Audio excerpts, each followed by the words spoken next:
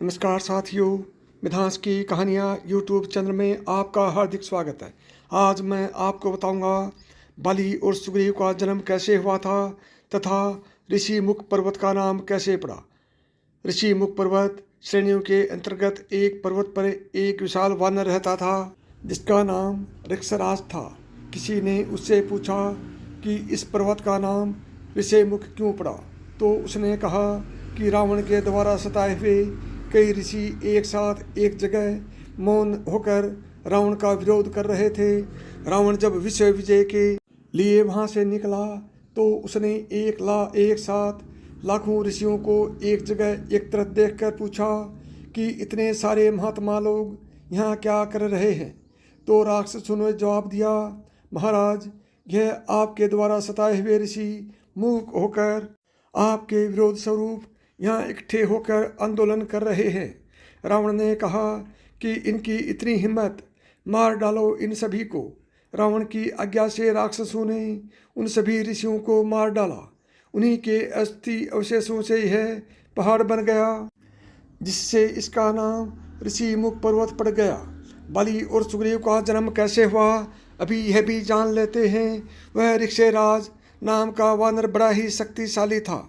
अपने बल के घमंड में इधर उधर विचरण करता रहता था। उस पर्वत के पास में एक बड़ा ही सुंदर तालाब था, लेकिन उस तालाब की यह विशेषता थी कि जो उसमें स्नान करता वह एक अत्यंत सुंदर स्त्री बन जाता। ऋक्षराज को यह बात मालूम नहीं थी। मस्ती में एक दिन वह उस तालाब में कूद पड़ा और जैसे ही बाहर आया तो उसने देखा कि वह एक बहुत ही सुंदर षोडशी स्त्री के रूप में परिणित हो चुका है। यह देखकर उसे बहुत शर्म महसूस हुई, परंतु वह क्या कर सकता था। इतने में देवराज इंद्र की दृष्टि उस स्त्री पर पड़ी। देखते ही उनका तेज स्खलित हो गया। वह तेज उस स्त्री के बालों पर गिरा। उसी से बाली की उत्पत्ति हुई। थोड़ी देर बाद सूर्योदय होने पर सूर्य की दृष्टि भी उस सुंदरी पर पड़ी तो सूर्यदेव भी उसकी सुंदरता से मोहित हो गए। उनका तेज भी स्खलित हो गया जो उस स्त्री की ग्रीवा पर पड़ा। उससे जिस पुत्र का जन्म हुआ उसका नाम सुग्रीव पड़ा। क्योंकि ग्रीवा पर तेज गिरा था इसलिए वे सुग्रीव कहलाए। दोनों ही सगे भाई थे।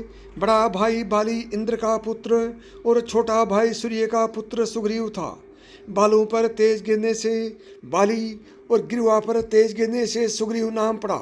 दोनों का पालन पोषण उसी ऋक्षराज वानर से बनी हुई स्त्री ने किया और उसी ऋषि मुख पर्वत को अपना निवास बनाया। साथियों, यह कहानी आपको कैसी लगी कमेंट करके बताएं। और अभी तक आपने मिथांस की कहानियाँ यूट्यूब चैनल को सब्सक्राइब नहीं किया है तो अभी सब्सक्राइब करें।